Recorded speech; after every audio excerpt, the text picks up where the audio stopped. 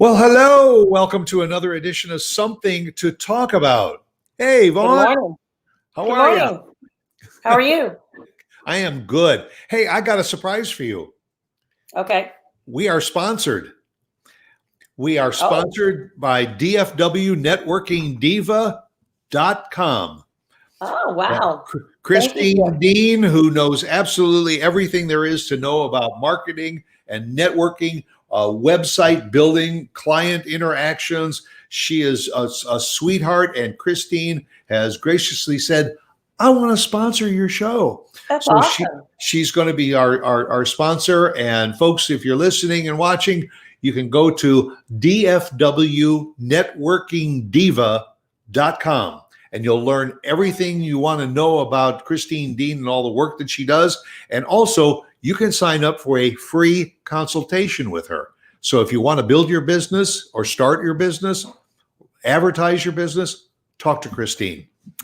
And if you want to just talk about something else, you can just talk to Vaughn and me. Because we've always got something to talk about. We've always got something to talk about. And sometimes it's hard to shut us up once we start talking about something. Mm-hmm. That's okay. Yep. You've had another busy week. I've had a busy week, and it's kind of interesting. The whole world has had a busy week, actually, since last Wednesday. And it's interesting. We're living in this time of COVID where all of us are kind of stuck at home, but we're almost busier than ever. Some of us, yeah. You know, I ran out to the grocery store yesterday. Fortunately, I went in the afternoon, and I was only one of about a half a dozen people that were in the store, so I felt good about that. Yeah. But anyway, so how you been doing? I've been great. I've been great, and I've been busy. You know, and for those that are listening and watching, we kind of get together via text during the days when we're not on the air to talk about, well, what are we going to talk about? Almost everything that we talk about now is COVID related because it's made an impact. We've been talking about, you know, the impact on businesses, the impact on corporations. We were trying to get a guest on our show today to talk about, you know, the impact on government, but somebody that we both know wasn't available, but we just are not going to mention John Keating's name on the air. We shouldn't. No. Although I was with him this morning, actually, because he filed to run for city council this morning. And so I was there to witness and support the filing of, you know, him running for city council again. He is one committed citizen, I'll tell you that. Yep. Well, I hope you kicked his butt for not being on the show with us. You know I did. I did. He's going to be walking around rubbing his butt all day from that kick. The good thing is he owes me one. It's always good to have it's always good to have a politician who owes you, right? That's right. Yeah. Rather than the other way around. Right. Yeah, no, he's so busy. He's got so much going on always. And, you know, so we're just going to get him on the show another time. You know, and then obviously we started talking about a different topic and getting a different guest on the show. And that potential guest was also occupied. Her agenda was full. So to your point, we are all managing to stay very busy during these times of trying to stay kind of to yourself and whatever. But that's right. Yeah. Which I think is a good thing as long as you're doing it responsibly. And I think most people are. And I know I have a house full of busy people right now. Of course, Phil's been working remotely from home, but now I have Emily, who's back to school at Baylor. She's working on recruitment. She's actually recruitment chair. So she's extremely busy down at Baylor getting all the girls through Rush. And then my youngest daughter, who is a freshman at Baylor, Elizabeth, is going through Rush as a potential new member.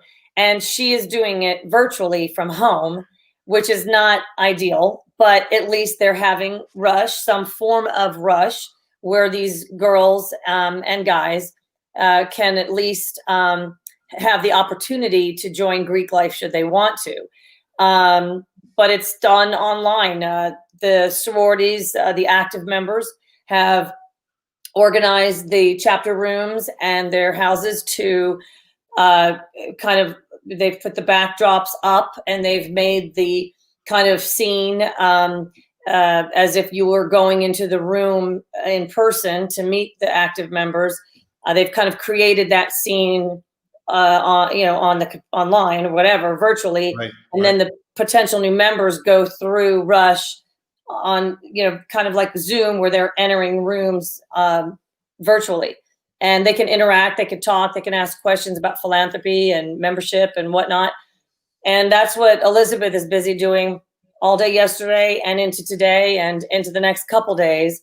So yes, I think really society as a whole has come to a point where this new kind of lifestyle, whether it's work, school, just social interaction, it seems to me, just in conversation that I've had with my circle of friends, is that it's becoming a little bit more natural to kind of conduct your life in this kind of new way. And when need be. I mean, obviously, there are still people getting together face to face in social, in limited groups, whatever. But if you're needing to kind of interact with larger groups, I think it's becoming a little bit more natural to do it the way they're doing it right now. Yeah, and a year ago, when we all started getting involved with this COVID thing, and nobody knew about Zoom and what they were going to do, we've all become pretty Zoom friendly, and we realize that we can do almost anything virtually that we can do in person. Last week on this show, you were out of town, and I had Eric Knudsen on the show that talked about real estate.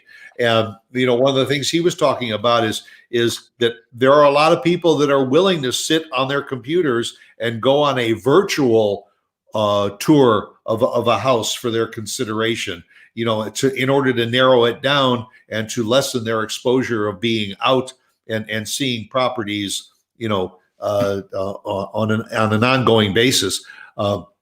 Now, you mentioned Emily. Emily is in ZTA. She's Zeta. Mm-hmm. Zeta Tau Alpha. Yeah. Yes. I've already told you about my involvement with Yes. ZTA when I was in college. Is that obviously one of the sororities that Elizabeth is considering? I'm assuming she's looking at Zeta. Because she would be a legacy, so it would be. It would be a legacy. I'm assuming she's looking at all the sororities. Really, she and Emily have kind of tried not to talk a lot about it, just so that Elizabeth can kind of have the experience, kind of be her own experience. And so she's going through, and I just think Rush is very difficult, no matter how you slice it, during a pandemic or not during a pandemic. Obviously, during this pandemic, it presents different challenges to the whole kind of Rush experience. But Rush, really, generally speaking, at any university, is very, very tough. It's very emotional. It's very trying. It's exhausting on both sides, active members, potential new members. It really is tough. But really at the end of the day, in most cases, if you don't get the sorority you think you wanted in the beginning, or maybe, it was one that you really wanted and perhaps you would have been a good fit, usually you do land somewhere where it works out. These sororities usually are, usually have a membership of, 400 plus.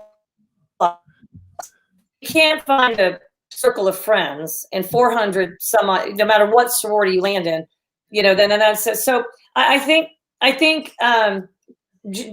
girls land and guys land where they're supposed to be, and it all usually works out. But I think the thing that is most important is that you go in with your eyes open and with, kind of like the mindset of looking at all the sororities and trying to find a place where you feel like it would be kind of a good fit for both parties. So that's, I think, her thinking right now. And so, yeah, she's going to be busy with that for the rest of the week, and we'll see where she lands. I'll keep you posted. Does ZTA have a physical house, sorority house, or at Baylor, no. okay. What they do have at Baylor are houses that kind of become the house off campus.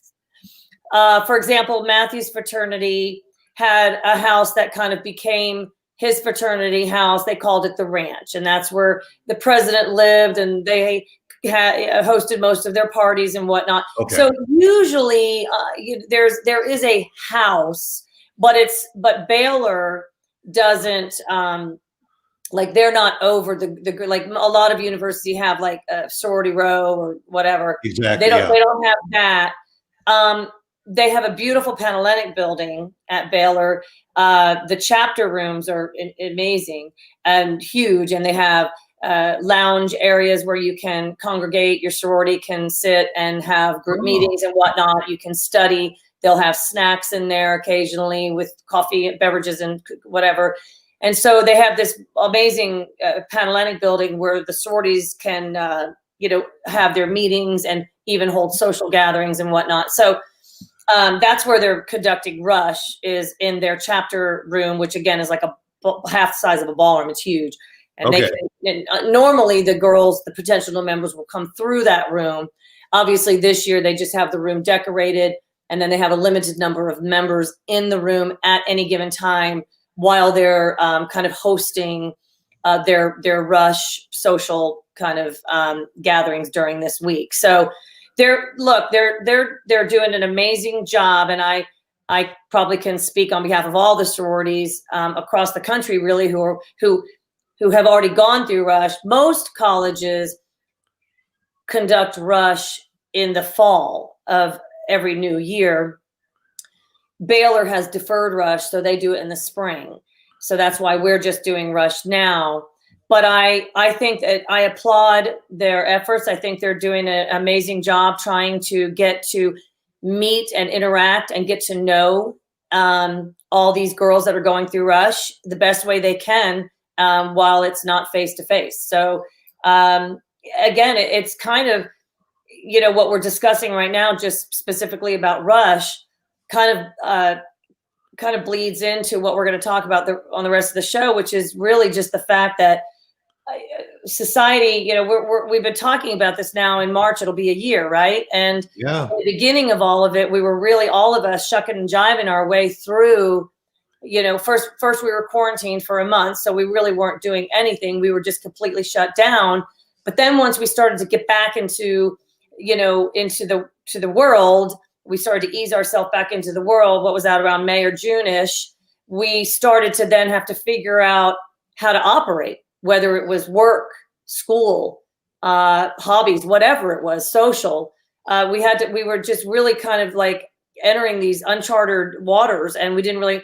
Now we are 8, 9 months, 10 into it, and I can see and observe that it in some areas, educationally speaking, professionally speaking, wherever you are, people are becoming a little more fluent. That's not to say it's perfect, because it's not, but people are becoming a little more fluent in how they're structuring their either their schooling, which is what we're going to talk about today, or their business structure, or wherever you are in life. So it is interesting to me. And as you and I kind of talked about, I started to kind of think a little bit and think personally, just my own personal experiences, where I am now compared to where I was in May of last year. And I also have become a little bit more fluent in how I'm living my life. Well, I mean, a year ago, oh, a year. sorry. Oh my God. Sorry, that's not my cat. She just hopped up. It's my daughter's cat. Go ahead. Sorry, Stuart. Go ahead. Hey, everybody wants a piece of the action. She literally just flew up here. Yeah, Go ahead. a year ago, we all talked about, okay, well, we've got this virus, and we're probably going to get through it within the next few months. Well, I'm talking about, like February or so of last year when it was first introduced. Well, then all of a sudden, you and people like you had a senior in high school that was graduating, and you thought, okay, well, but by June, we'll have graduation and everything will be fine. Well, and then that didn't happen. So you had to improvise. You had to have virtual graduations. You had a socially distanced drive-by graduations. We all had to adjust our thinking. Well, here we are. We're coming up on an anniversary of the start of this COVID program, and we're trying to deal with it. We have, to a certain extent, I think, accepted the status quo, that we are all going to have to do things a lot more virtually, but it still doesn't make it any easier to deal with, and especially at the family level. Yes. It's, for me, as I think about, and I agree with you, and one thing you just touched on is the status quo. And for me, when I was thinking about this, kind of, when you really sit down and try to put your mind around this pandemic and how it has affected our country, our world, it's almost too much to put your mind around the topic as a whole. You have to almost look at it in pieces, by industry, by socioeconomic breakdown, by geography. And I say geography because, for example, our educational system right now is being run completely different than other parts of the country, where perhaps they're still a little bit more shut down. And so also just the makeup of the family dynamic. Both parents working, or is it just just one parent working while one is at home? Financial situation. There are just so many factors that make this topic fall under a huge umbrella. You also have, for example, some businesses that may have thrived during this pandemic just because of the nature of their business, or perhaps maybe an organization of some kind. Right. And while you have other businesses that completely suffered and barely hung on during quarantine and maybe still scratching and clawing to hang on, and others that just completely closed down, didn't make it at all. And again, that probably just has to do with various concepts of businesses and organizations that either could survive during this time and couldn't. But my point is that when I start to think about talking about this pandemic and how it's affected us, you have to talk by category. That's right. Yeah. Any sense of it to be able to manage the conversation.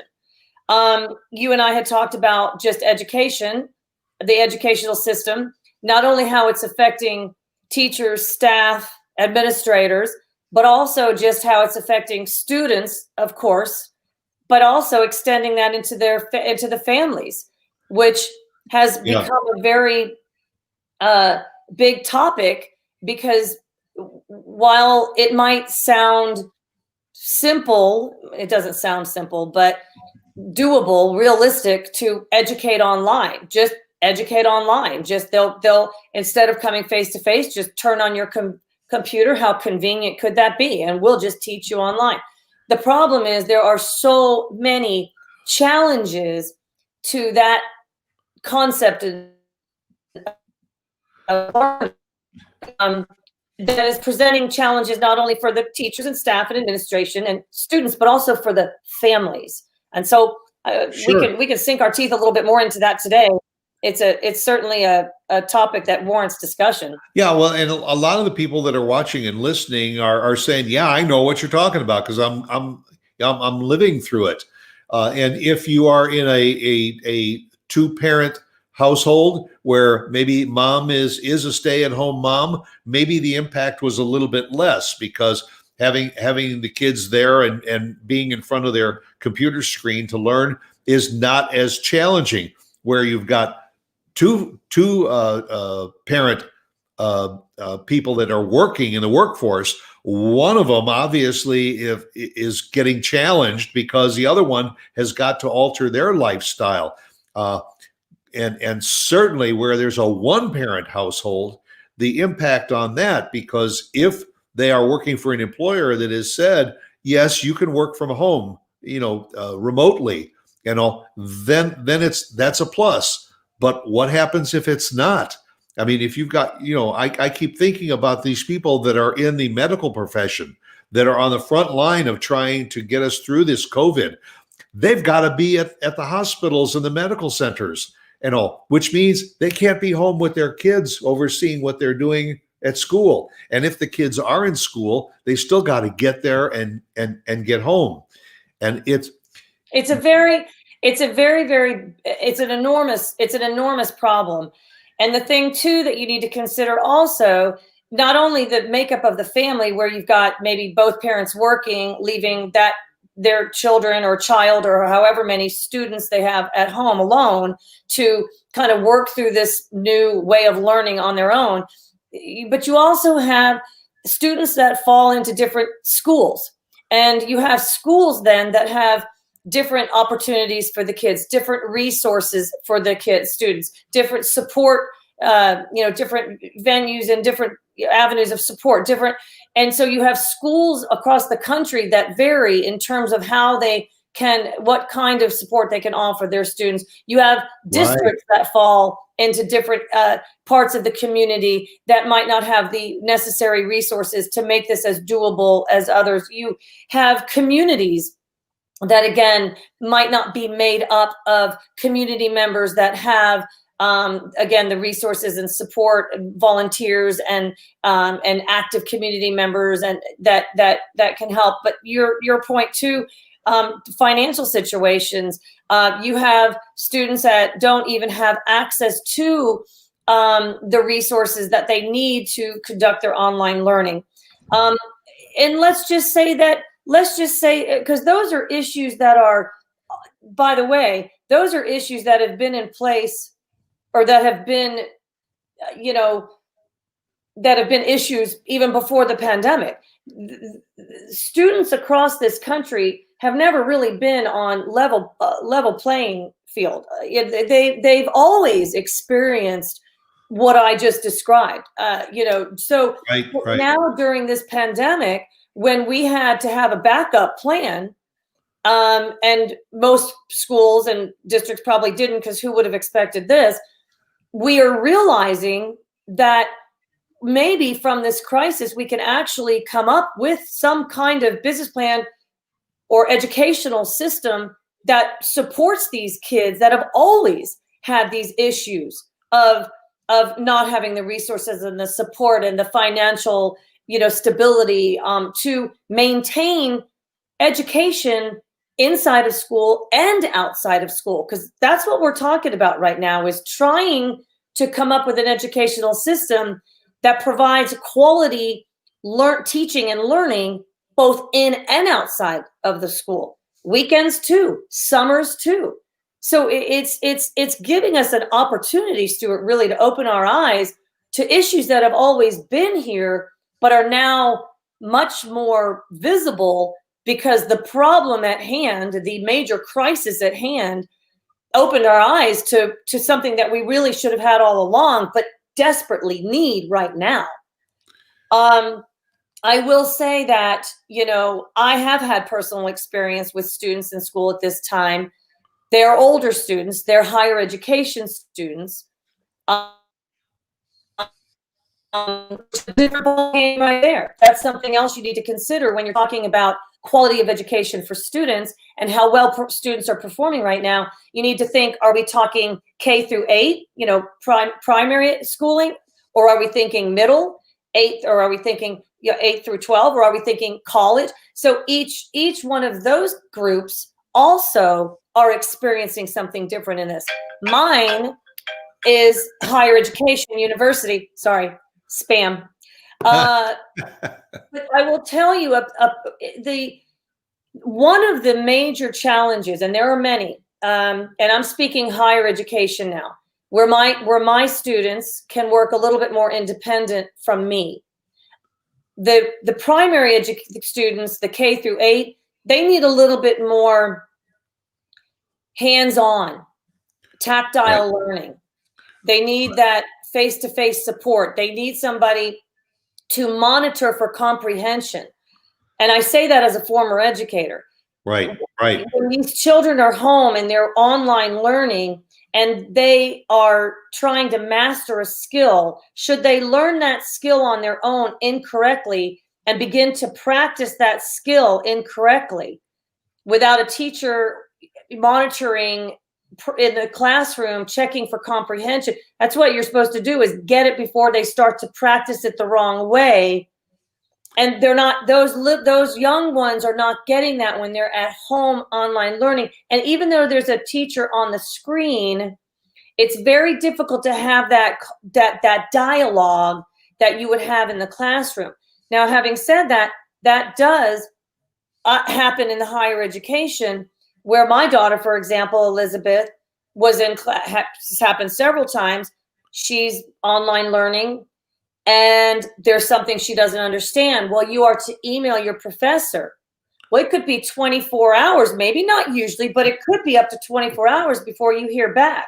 That's putting that additional pressure on the teachers too. Well, absolutely, and absolutely. The challenges go both ways. Don't get me wrong. I mean, right. But then you've got this student who's put on hold and really can't follow through on their assignment until they get the end. So I think everybody recognizes the problem at hand. It's a huge problem. And to your point, the educators, by the way, you might have a teacher who's trying to educate her students and also has her own children at home online learning.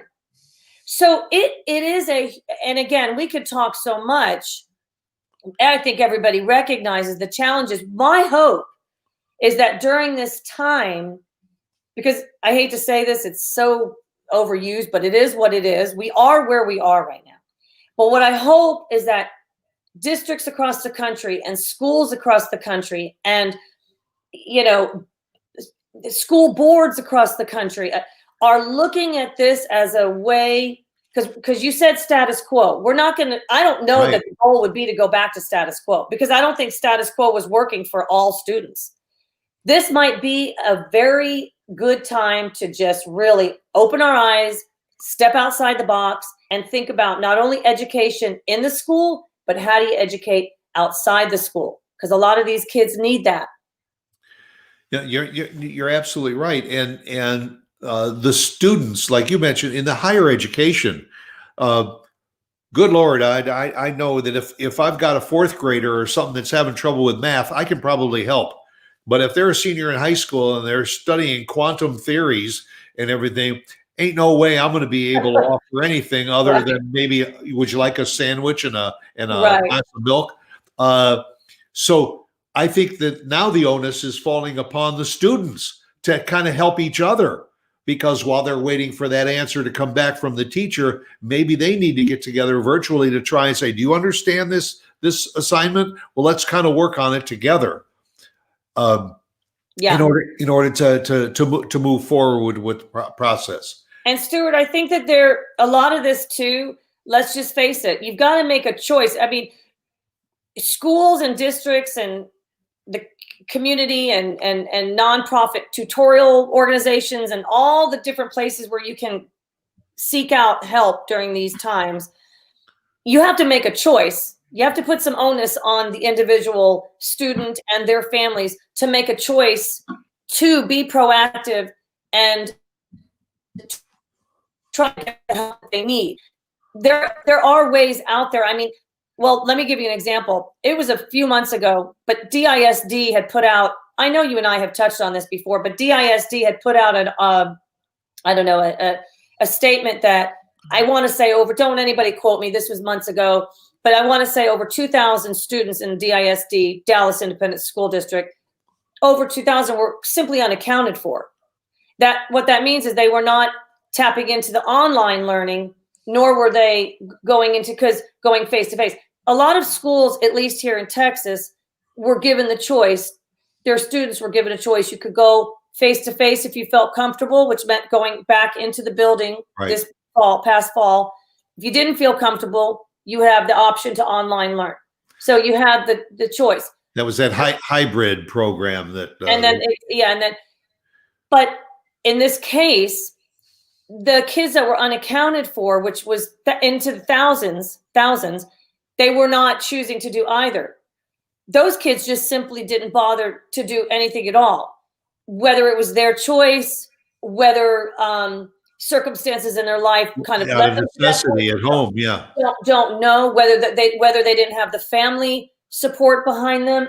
Whatever the reason, this past year in education has already shown a severe drop in test rankings from the previous year. And it's going to be very, very difficult it's going to take some time. I don't think it'll be difficult to compare kind of education, success in education, quality in education year over year from now into the next few years. But I suspect, just based on this conversation alone, that this lull in education, you're going to see some remnants of this moving forward in the next few years, especially these kids who are choosing to not even go to school at all. We've got to get them back in. We've got to get them back into the schools. Yeah, well, and then that's going to cause its own problem, because come the end of the year, those thousands that have not been participating, you can't move them ahead to the next grade, so they may have to be held back, which is now adding those hundreds and thousands of people to that grade in order moving forward to teach. It's presenting another dilemma for the administrations of the school districts and everything. Who goes forward, who is held back, and for what reasons? It's an ongoing problem, and it's a problem that I think is causing the stress and the anxiety levels in a lot of people, both students and parents and administrators, to increase. And now we've got another issue we've got to contend with. Right. Mm-hmm. And I will say this again, I don't mean to stress this point, but I just think that, people who are listening to us, depending on where you live, depending on how old your children are, depending on how vulnerable your student is. And when I say vulnerable, I mean, have they always had a financial kind of circumstance that has prevented them from getting a better quality education? Have they always had certain circumstances that have either provided them a quality education or not? This is very individualized too. You have to consider, even if you're looking at students within the same district, same community, same district, same school, you still even have individualized students who have different circumstances. So it is a very individualized kind of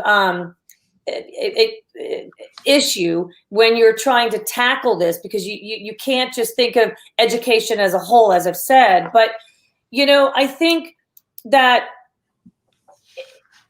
if I want people to know, though, that the schools, I'd like to believe, are out there in support of their students and their families.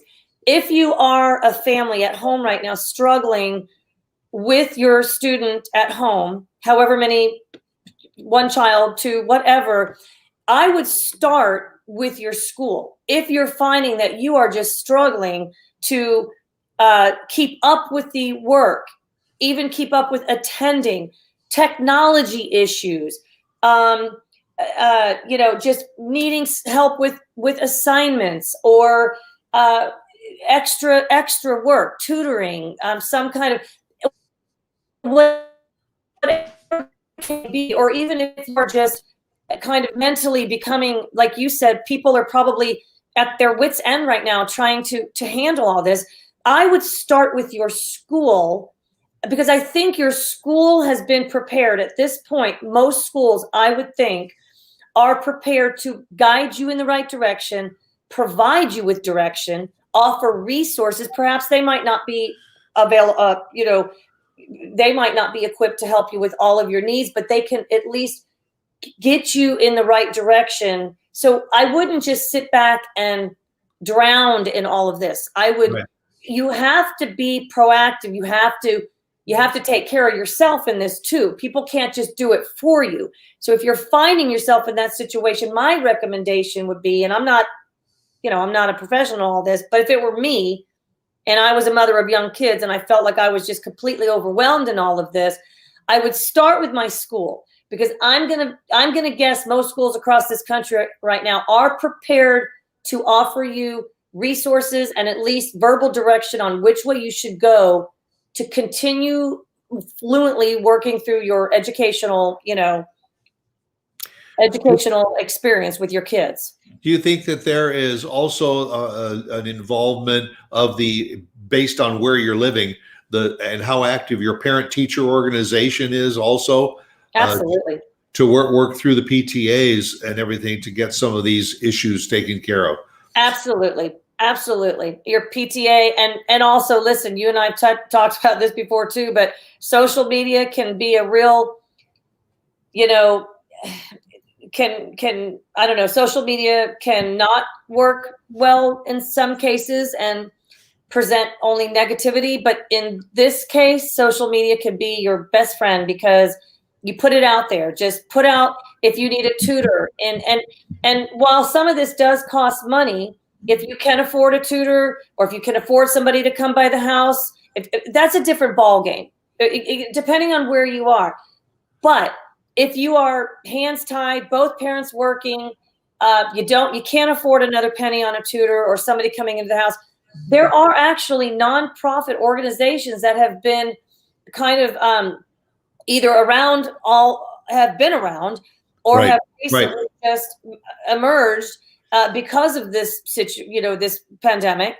But you can actually find organizations that have free, tutoring. I don't know exactly where, but if you just Google, I think if you Google distant learning, I think, like, I looked at that. If you Google distant learning resource center, nonprofit tutorings, lots of stuff will pop up, and then you just have to kind of hone in on your geographical location, like where you are. But there are resources and help and support out there. Yeah, I'm also thinking that this may be an opportune time for retired teachers. Perhaps maybe when schools are in session, they occasionally do substitute teaching. But for retired teachers to offer services at nominal fees to assist struggling students with some of their work, you can do it virtually and become like a virtual tutor, just because they know what this situation is all about.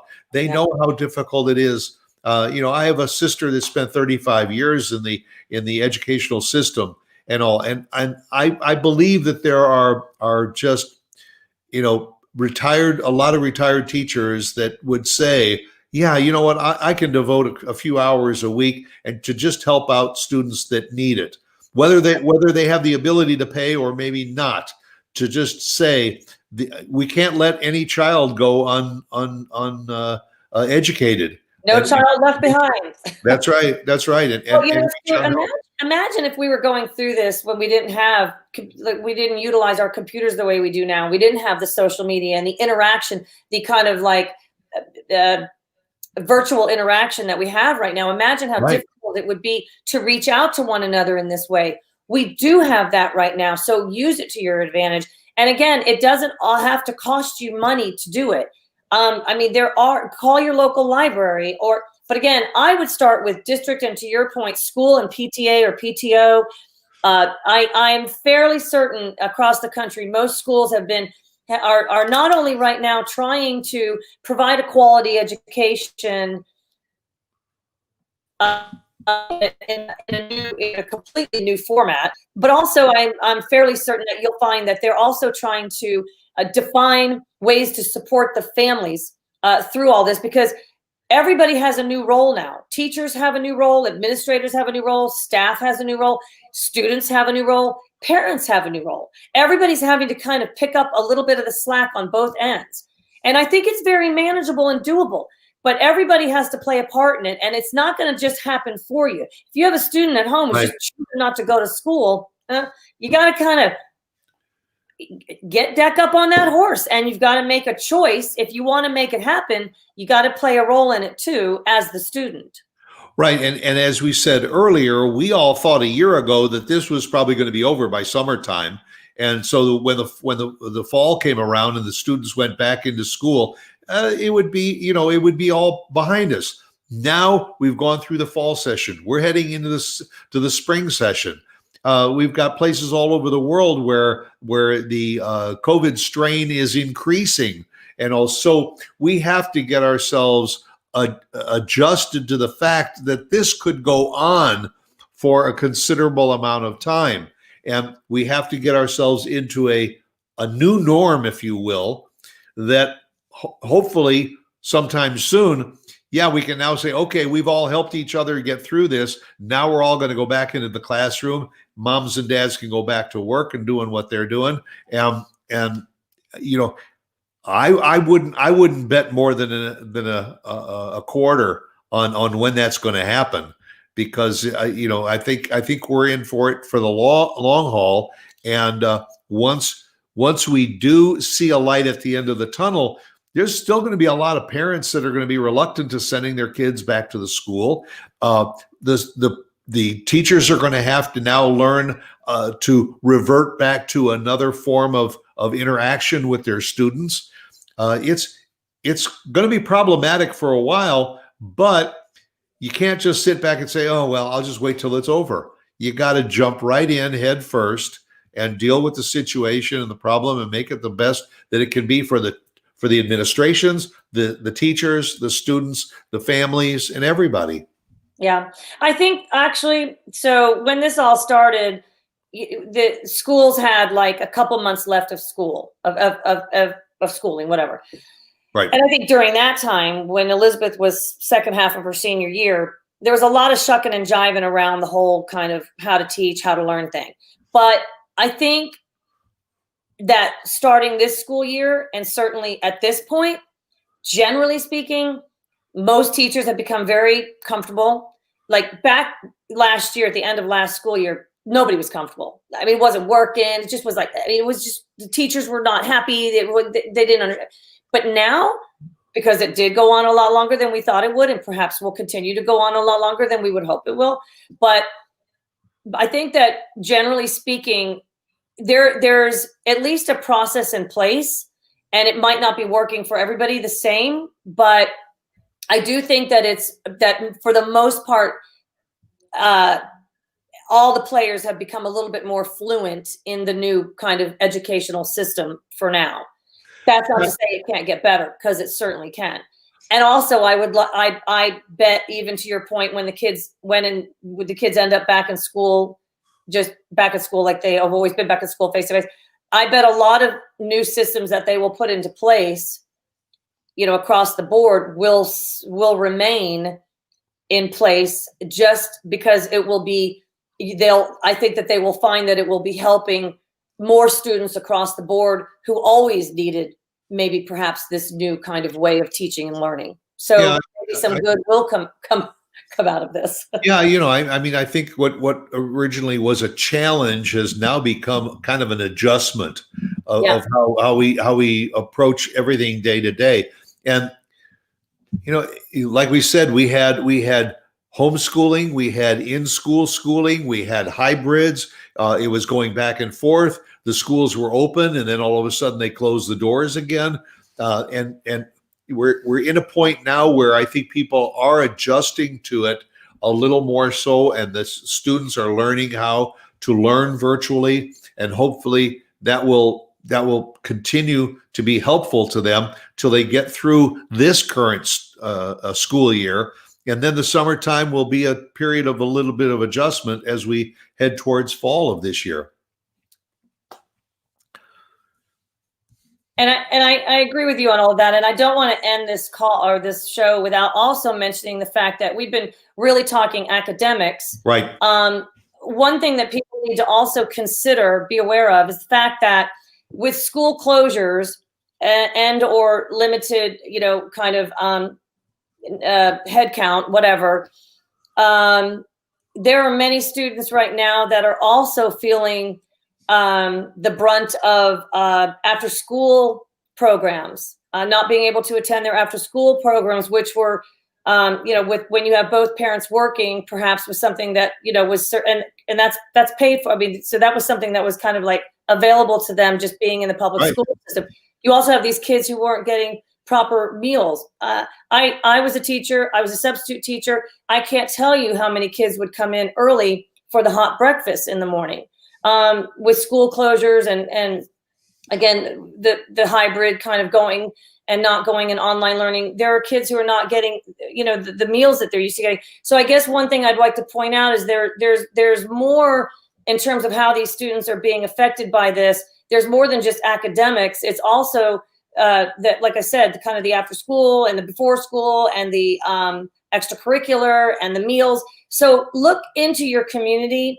And if you can, look to see if there's any way you could possibly volunteer and help in that regard. Because I know that we here in Frisco have Frisco Fast Packs. And while we might have some schools closed, albeit most of ours are open, but still, while we might have some kids not comfortable going to school, we are still trying to provide meals and care and after school care. And so look into your school district and see if there's any help that you can provide, any volunteer work that you can provide, because this, again, is affecting these students in more ways than just academic kind of issues. You're absolutely right. And I mean, we can't solve all of the issues on this program and everything, but I hope we've raised the awareness that it exists and work with your school systems and ask questions. There's people there that are willing to help and point you in the right direction if you just reach out. Well, it's been great being with you and covering this. I know it's a passion for you being an educator. And also thanks to everybody that tuned in.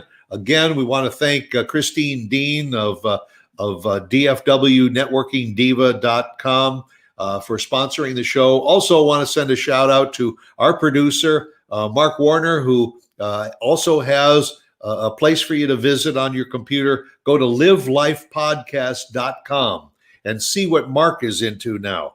And we thank him very much for producing the show. And you all go out there and make it a good week. Stay safe, be well, and we'll catch you again right here next week, same time, for another Something to Talk About. Bye.